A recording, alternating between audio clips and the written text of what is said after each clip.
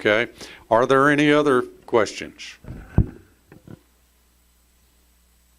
Okay, we got one over here.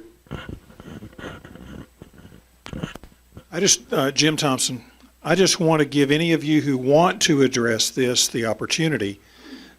We all know that there's going to be a tremendous shortfall on the state level for educational funding. Every school district, every campus is a different scenario. If you're willing, would you, excuse me, would you share your perspective, your philosophy, your ideas on how you think this district should address whatever shortfall it will ultimately experience?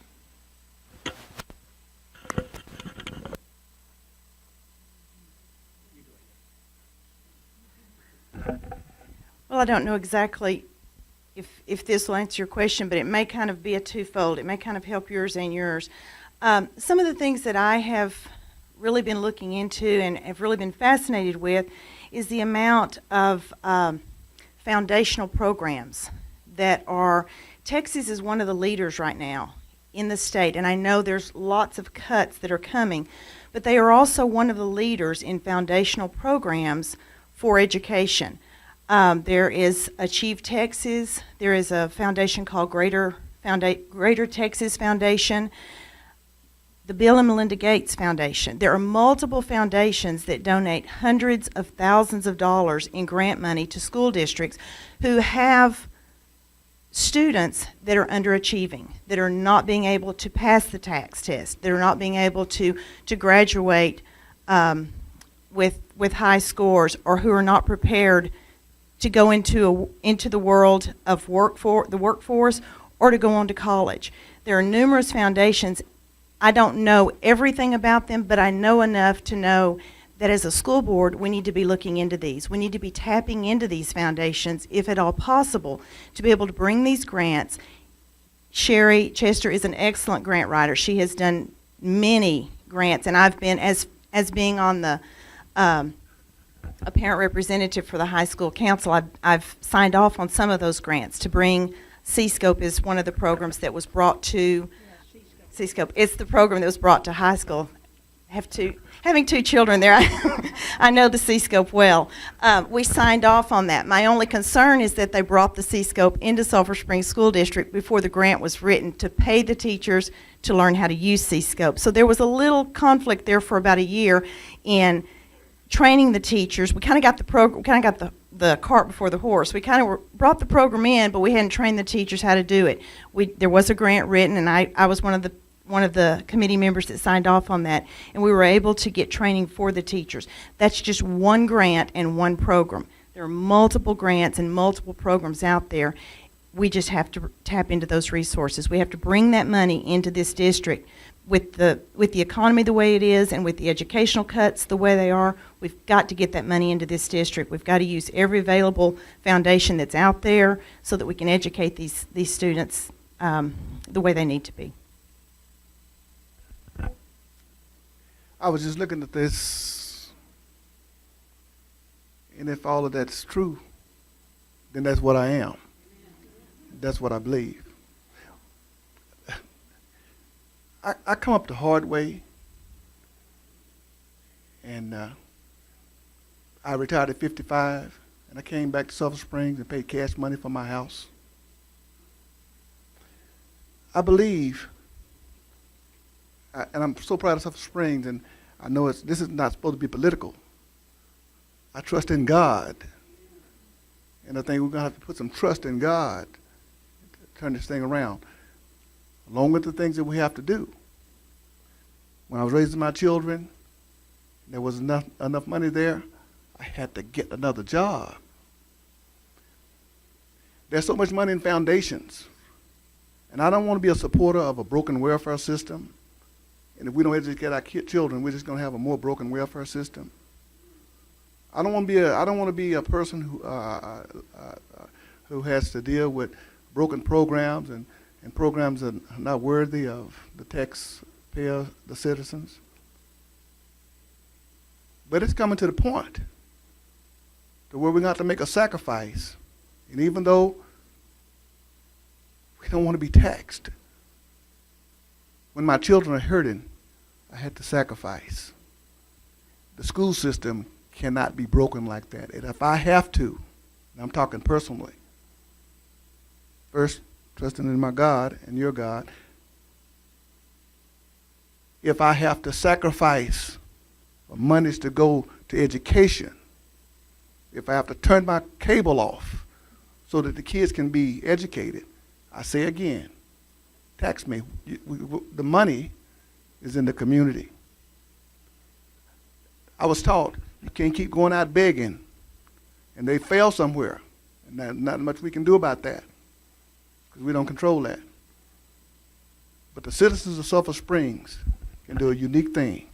That is, can take care of our school system.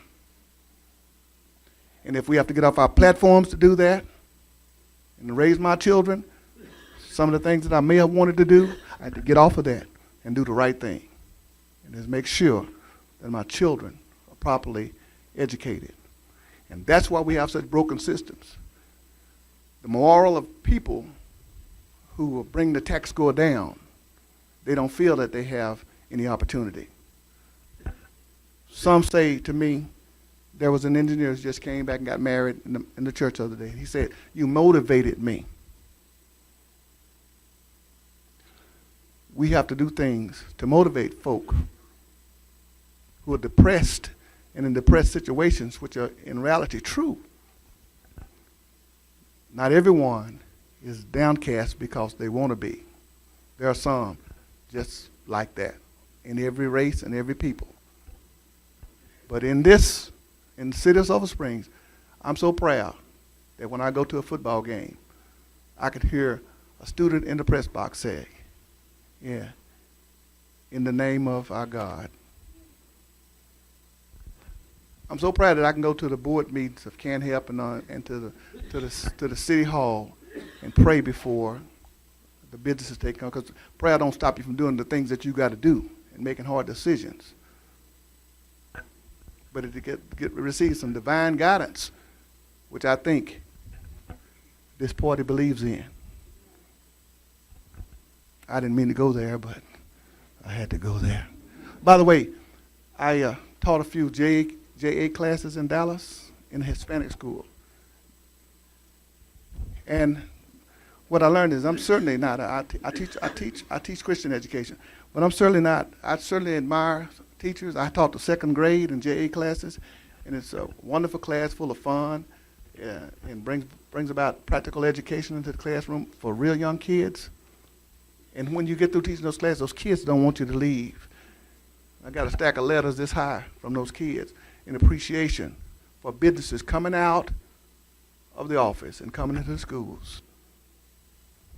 There are a lot of things that we can do that we're going to realize one day we got to do locally. We can't depend on nobody else. When my family is hurting, they're going to depend upon me. Our school system is dependent upon us. Okay, we got another question over here, Sam? Okay, let me get a mic to you.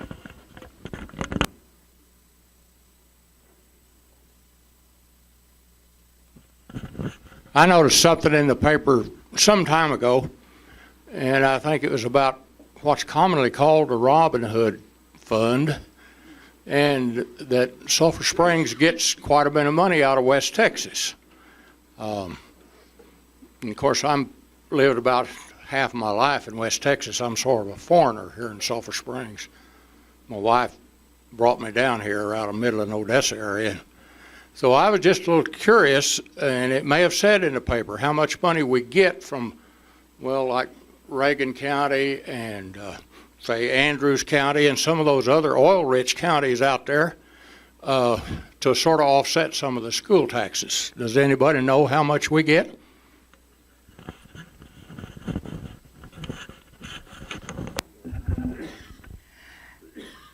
We have been told, and I know, maybe I should remember all of these figures, but I do not remember the total amount. But the rich districts, the poor districts get money from the richer districts. I can find that out and give it to you, but right now I do not remember the total amount that we got.